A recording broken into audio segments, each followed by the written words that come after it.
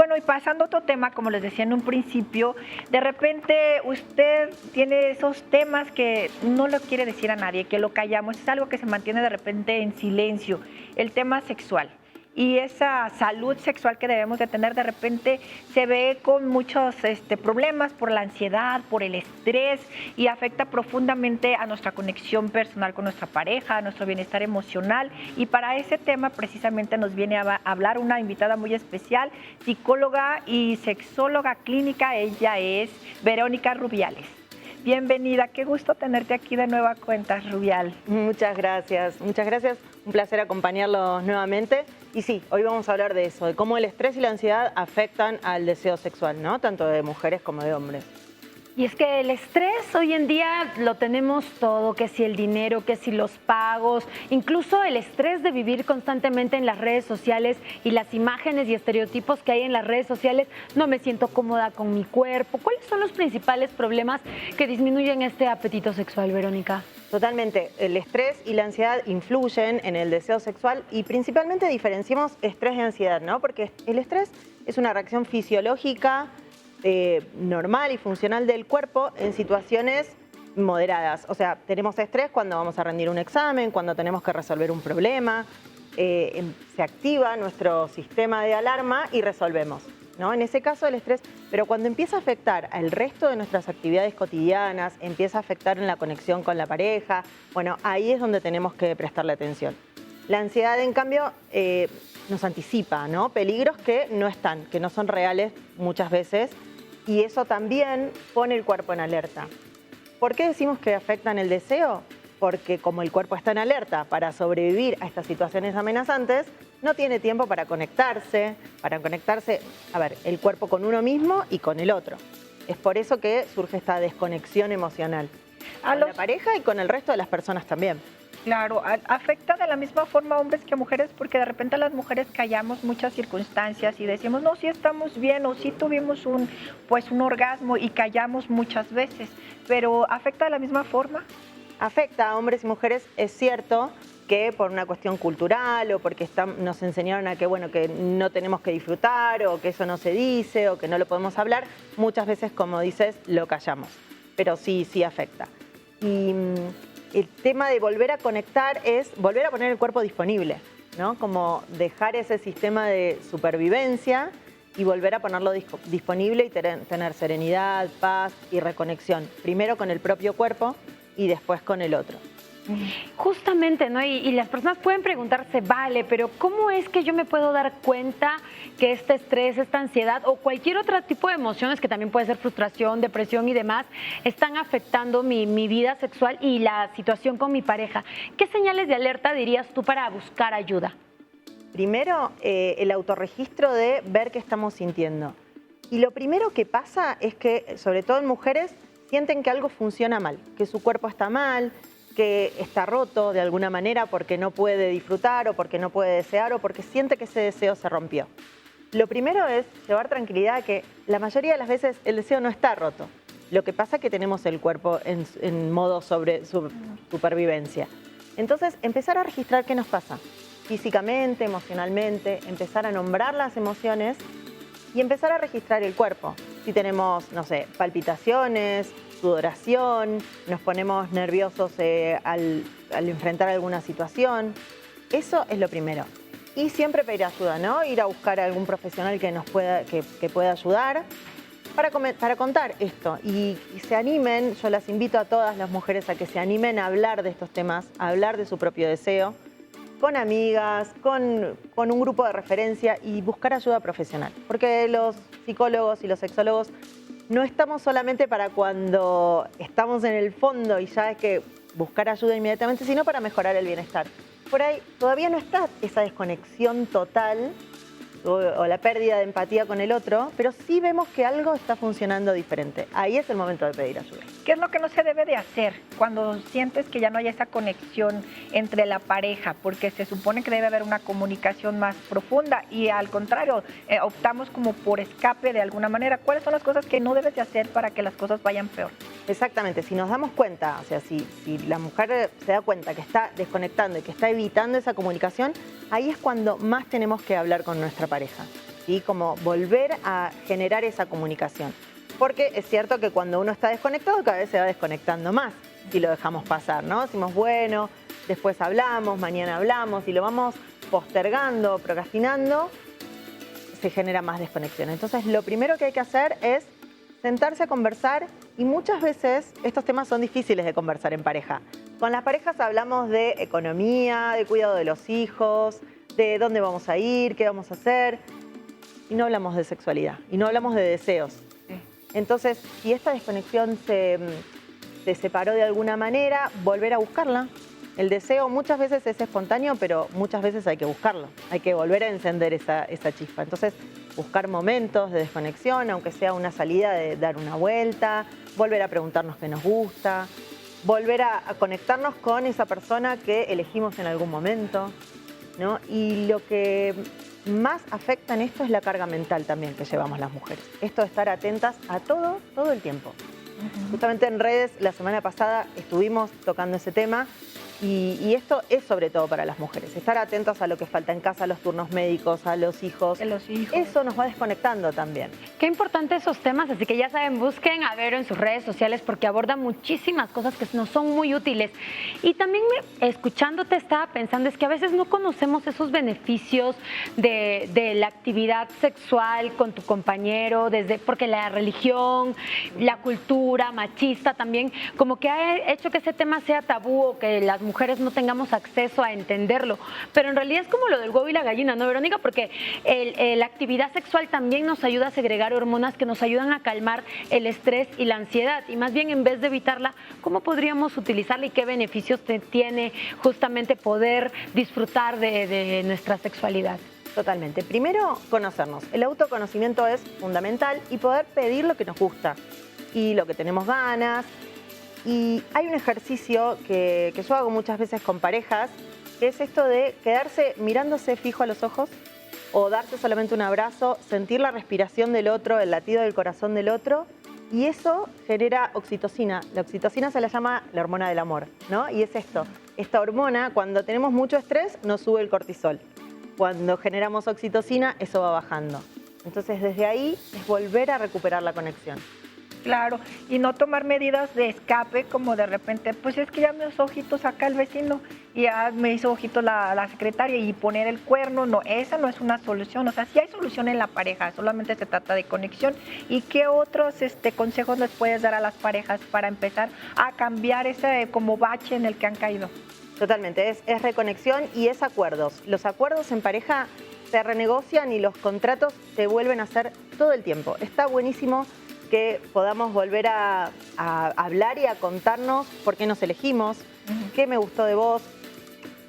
Sobre todo cuando son parejas de larga data, van cambiando, las personas cambiamos todo el tiempo. Somos como el río, ¿no? Siempre somos distintos. Siempre, y siempre estamos fluyendo. Entonces, renegociar acuerdos es fundamental. Claro. Fundamental. Justamente en esto de los acuerdos, porque por ejemplo, ya cuando estás casado, porque cuando estás de novio todavía como que tienes esos momentos, no viven juntos, se ven de vez en cuando, pero ya cuando estás en el día a día del matrimonio, ¿tú recomendarías que las parejas se puedan agendar, por ejemplo, un día a la semana, tal hora, para hacer algún tipo de actividad que promueva estas conexiones? Sí, eso es buenísimo.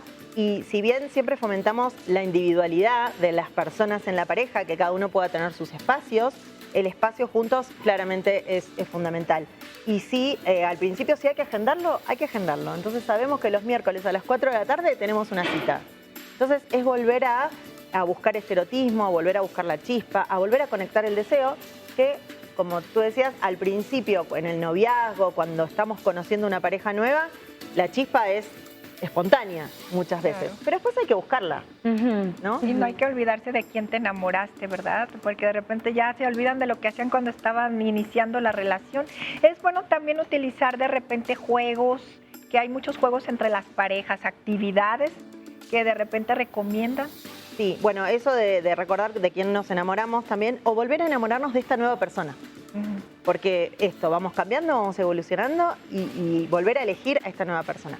Sí, por supuesto que hay juegos, hay muchos juegos ahora de cartas, por ejemplo, para conocerse en pareja que tienen distintos niveles de conocimiento, de profundidad, entonces donde hablamos de cuestiones mucho más internas, de deseos, de fantasías, de juegos más, digamos, para hacer en el momento. Son buenísimos, sí, yo siempre los recomiendo. Yo creo, Vero, que la gente debe tener muchísimas preguntas y a veces no se atreven ni a decirlo ni a la mejor amiga. Pues este es el momento. Escríbanos al WhatsApp con todas sus preguntas de cómo quisiera saber usted que puede lidiar con estas situaciones. Si es que el estrés la está consumiendo y su vida sexual pues ya no es la misma o ya no se siente como antes, pues aquí les vamos a responder absolutamente todo. Así que no se pueden perder. Verónica, te quedas con nosotros a responder las preguntas. Me quedo a responder las preguntas, sí. Maravilloso. Entonces usted no se despegue de nosotros. Vamos a volver con muchísimo más aquí en Una Mañana Estelar y vamos a hablar de ese tema. Ya regresamos.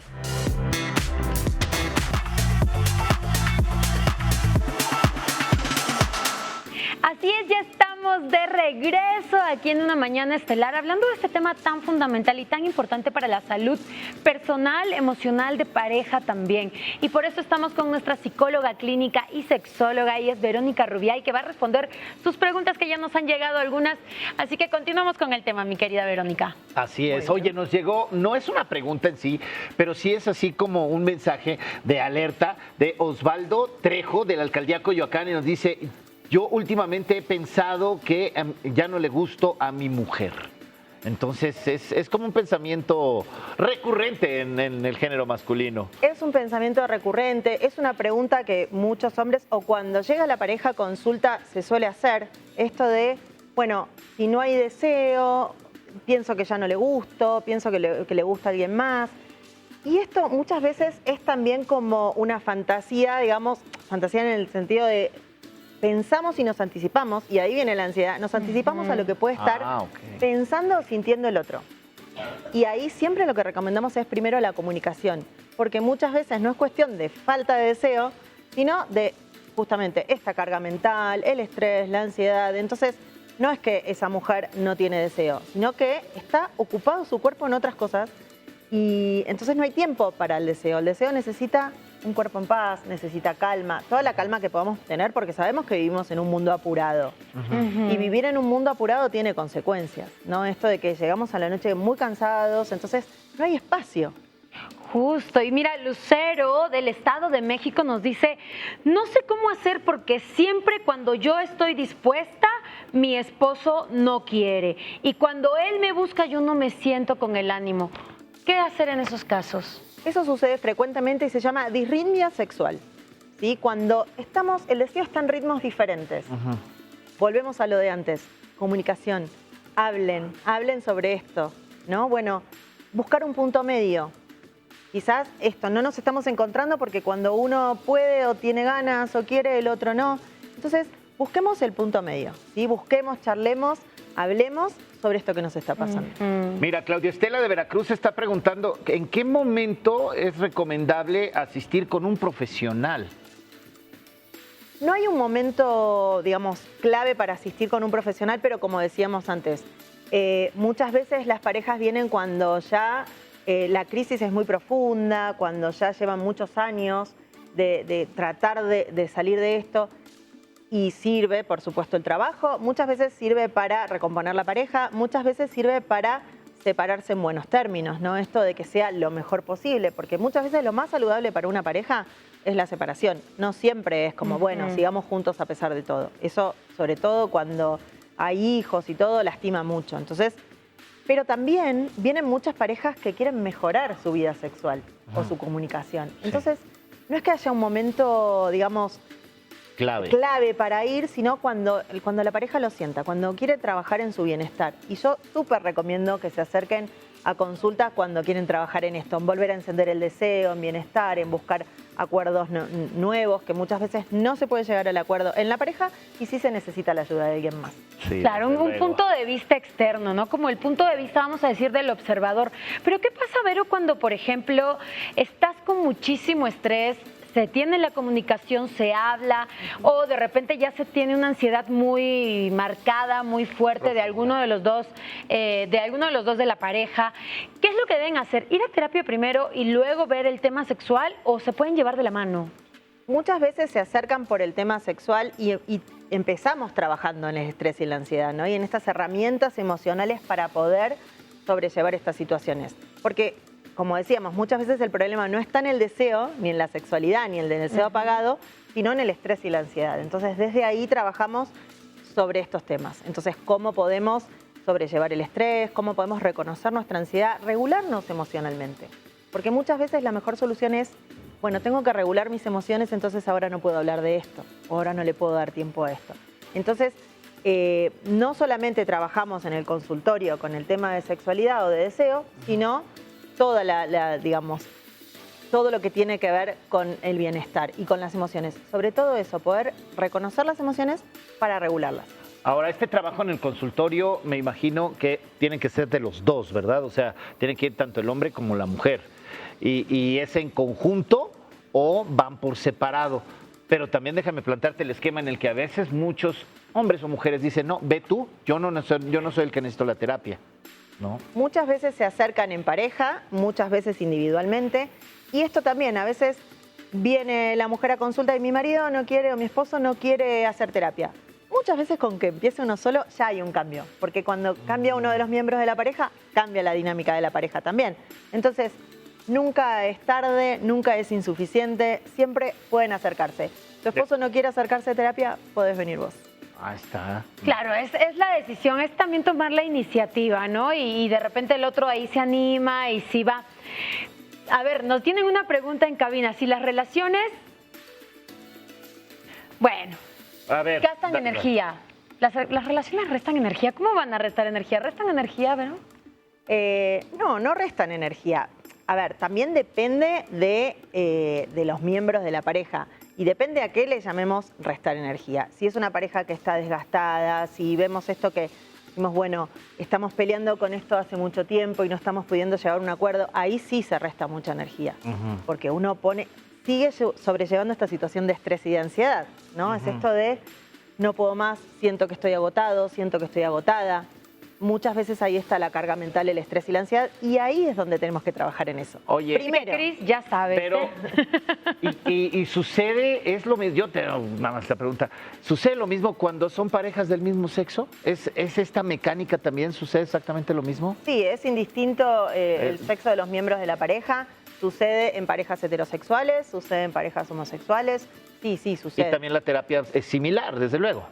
Sí, la terapia de pareja siempre, a ver, no es que nosotros desde el consultorio no usamos un manual de terapia de pareja. Sí, obviamente tenemos un marco teórico y trabajamos con herramientas, pero como cada persona es diferente y cada pareja es diferente, se diseña un tratamiento acorde a esa pareja. Acorde. Ahora, ¿qué pasa cuando el estrés y la ansiedad, Vero, no vienen de factores externos como la economía, los hijos, el hogar, sino más bien de repente es un desgaste que ya existe en la pareja? Por ejemplo, las bromas incómodas, ¿no? Que, ay, que estás gordita, ay, que tú no esto. No, pues las bromas, digamos, pesadas que pueden disminuir la autoestima de tu compañero. ¿Cómo es que se pueden abordar esas situaciones para mejorar, digamos, entre ellos? Claro.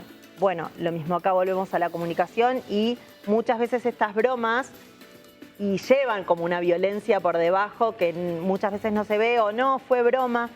Está bueno que el miembro de la pareja que siente que está siendo vulnerado por esas bromas lo pueda decir. Te pido que esto no me lo digas, te pido que con esto no juguemos. Porque si eso, y bueno, que la otra persona pueda respetar eso, ¿no? Porque si esto sigue, bueno, ahí se tendrá que trabajar en otro nivel sobre estas bromas. Pero sí, eso también desgasta. Pero todo es tema de esto, de comunicación, de poder hablar y de poder decir lo que nos gusta. Porque muchas veces soportamos estas bromas por no discutir, por no pelear, Sí. por no generar conflicto. Esto de no quiero generar conflicto es una constante que escuchamos. Y sí, para generemos evitar conflicto. problemas, es lo que... Sí, Generemos conflicto, movamos un es poco lo el que avispero, sucede. como se dice.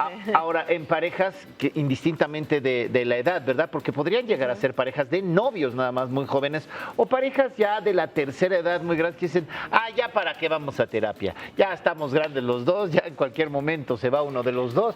¿Sí vale la pena, o sea, atendernos? Sí, claro, sí vale la pena. Sí vale la pena, nunca es tarde y siempre se puede mejorar y siempre se puede cambiar. No hay una edad para hacer terapia de pareja. Y qué importante lo que dices también, porque hablando de la actividad y la vida sexual, muchas veces se piensa que, no, es que ya estamos como muy, muy viejitos o ya estamos muy grandes y eso ya no importa porque ya pasé, no sé, los 60. ¿Qué le dirías a las parejas maduras que han dejado de buscar su sexualidad? Que se animen, que la sexualidad va cambiando a lo largo de la vida. Claramente cuando, no sé, a los 70, 80, yo tengo una pareja de 80 y 90 años. Wow. Los miembros de la pareja. Y trabajamos un montón. La sexualidad va cambiando, entonces también acompañar estos cambios y estos ciclos vitales. No es lo mismo a los 20 que a los 80, claramente, pero el erotismo puede seguir existiendo, la comunicación, hay muchas maneras de sexualidad. Y cuando tienen la edad más o menos está bien, no importa si es muy grande o muy joven, pero cuando es tan dispar, alguien muy grande con alguien muy joven. Ahí también hay que tener mucha atención a los ciclos vitales, ¿no? Y a las crisis vitales propias de esta pareja. Y sucede mucho que cuesta ponerse de acuerdo, cuesta entender la etapa por la que está pasando la otra persona. Claro. Y eso es lo difícil, yo creo. Y la empatía y la comprensión también, ¿no? Porque a veces a los hombres pues no se les funciona muy bien la situación cuando están en un momento de estrés, de preocupación, y las mujeres a veces somos muy rudas. Sí, bueno, por eso es entender al otro, entender la etapa por la que está pasando el otro, sin justificar, pero sí poder entenderlo y poder hablarlo y poder decirlo, ¿no? Como diciendo, bueno, exacto, viniste muy estresado del trabajo o muy estresado, estás muy estresada con la carga mental que te... La comprensión, ante todo. Exactamente, la comprensión Verónica, y poder preguntarle qué necesita el otro. Muchas gracias, Verónica gracias Rubial, por todas estas palabras que yo creo que aquí las parejas ya lo van a discutir. Así es que vámonos a los espectáculos y Mundo Curioso.